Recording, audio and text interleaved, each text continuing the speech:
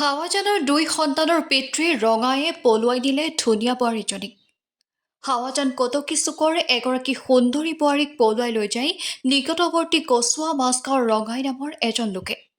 পূৰ্বে বিবাহিত দুই সন্তানৰ পিতৃ ৰঙায়ে হাৱাজান কটকী চুকৰ লেখন কটকীৰ পত্নীক পলুৱাই নিয়ে।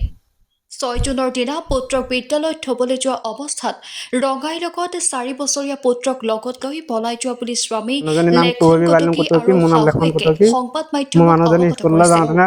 এতিয়া এই ঘটনাই অঞ্চলটোত তীব্ৰ চাঞ্চল্যৰ সৃষ্টি কৰিছে। ল'ৰাটাই লৈ গুচি গ'ল আৰু ল'ৰাটো স্কুলৰ পৰাই লৈ গৈছে আৰু স্কুল যাওঁ বুলি কয়। তাইৰ ঘৰ হৈছে হেৰিয়াত শিৱসাগৰ। বাপেক মাকে ঘৰলৈ যাবলৈ নিদিয়ে, তাক বাপেক মাকে ঘৰলৈ গ'লে কাটিব, সেইকাৰণে সেইফালে মানে গুৱাহাটীলৈ পোনাই দিছে। গুৱাহাটীলৈ গ'ল বুলি আপোনাক কৈছে, মানে কোৱা মানুহে কৈছে। মানে স্কুললৈ গৈ ভাটুগুচি স্কুললৈ ল'ৰাটো পিন্ধি লৈ গৈছিলে। তাই যে পলাই যায় বুলি আমি নাজানো, সদায় যায় সদায় আহে। মুঠতে এতিয়াও ঘূৰি আহিব লাগে গৈছিলে। তুমি কি বিচৰা? এতিয়া ল'ৰাটোক লাগে আৰু তাই আহিব লাগে। তাই কি কৰিব লাগে আমি পিছত পোৱা যাব। তালৈ আপোনাৰ 3 দিন গ'লো, থানা পুলিচে আপোনাক কেছ নল'লে। ইয়াৰ প্ৰতি এতিয়ালৈ কাগজ দিয়া নাই। তাৰপৰা সিহঁতৰ ঘৈণীয়েকে ফোন কৰি কৈ আছে আজি অহা কথা আছিলে, ঘৈণীয়েক আজি নাহিলে। তাই আছেগৈ হেৰিয়ত কিবা জেগাডোখৰত আছে, ডাবডুবত। আগত বিয়া পতা ছোৱালীজনীয়ে ল'ৰা এটা আছে। ছোৱালীজনী সৰু হৈ আছে, ল'ৰাটো ডাঙৰ। ল'ৰাটো 9 বছৰ 10 বছৰ হ'ব, ছোৱালীজনী 8 বছৰমান হ'ব। ৰঙাই ঘৰ কচুৱা মাছগাঁও তিনিআলি। বাপেকৰ নাম লক্ষ্য দাস।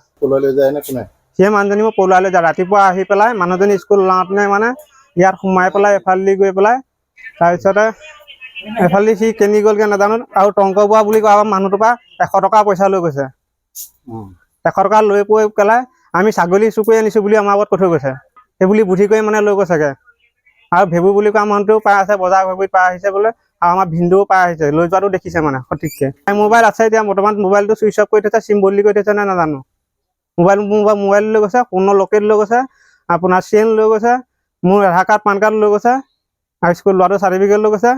তাৰপিছত আপোনাৰ কাপোৰ কানি নিছে আৰু পইচা নিছে আপোনাৰ 10,000 টকা। আমাৰ মানে চিনাকি নাই। ইয়াৰ লগত আহে, কাম বন কৰে আৰু লগতে গুচি আহে, থাকে মেলে, খাই বৈ আকৌ ঘৰলৈ গুচি যায়গৈ। তাৰপৰা সেইদিনাখনি থাকি কেইবাদিনো আহিলে, আহি পিনি আৰু কি লিংক কি কথা সেইবোৰ মই একো নাজানো। কিন্তু 5 জনী আকৌ ল'ৰাটো স্কুললৈ নিওঁ বুলি গ'ল 9টা বজাত। 9টা বজাৰ পৰা তাৰপৰা আহি পিনে নেদেখি বাৰী যোগাযোগ কৰি পিনে একদম ল'ৰালৈকে আকৌ থানালৈ গ'লো, থানাই আকৌ একো নল'লে। তাৰপৰা বোলে আজি বোলে একো কৰিব নোৱাৰো বোলে, নলওঁগৈ বোলে। তাৰপৰা 3 দিনমান মাতিলে, 3 দিন মতো গ'লো কালি, নাই নল'লে। মানে থানাই কেছ নল'লে। এইটো থানা এইটো কিহৰ এইটো কাম কৰিছে, এইটো এনেকুৱা অৰ্ডিনাৰী কাম কৰিব নালাগে ন। থৈ গৈছে, সেইটো নিজে জানিব লাগিব সিহঁতে। নহ'লে ক'ৰবাত কিন্তু মোৰ নাতিটোকে তাই মাৰি পেলাব, তেতিয়া মই কি কৰিম? পাম জানো? নেপাম নহয় ঘূৰাই জীৱনত।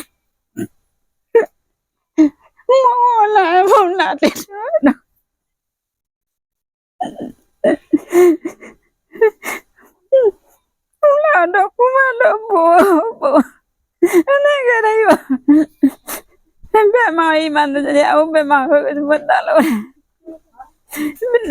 মেডিকেলৰ পৰা আহিছে, মেডিকেলৰ পৰা আহি পিনে পৰিয়ে আছে বিচনাত। তাই কৈছে এইখন মোক নানা শান্তি দিছে। মোৰ 7 দিন জীৱনটো কৰিছিলো আৰু একো কাম নকৰে। মাৰিলেও মাক বোলে কাটিলেও কথা কেনেকৈ কৰে। আমি বোলে বিচাৰি যাবলৈ নাই বোলে। ঘৈণীয়েকে কৈছে যি কৰে কৰি থাকো বোলে। বোলো মাৰি পেলালে পিতক কি কৰিবি বোলো। আৰু কেৰাংকালত সোমোৱাই দিয়া আৰু তাই দুটাকে সেইটোকে ক'ত ধৰ পোৱা কি কৰে নিচিলাটো দিলেই হয় আৰু তাৰ বাহিৰে একো নাই।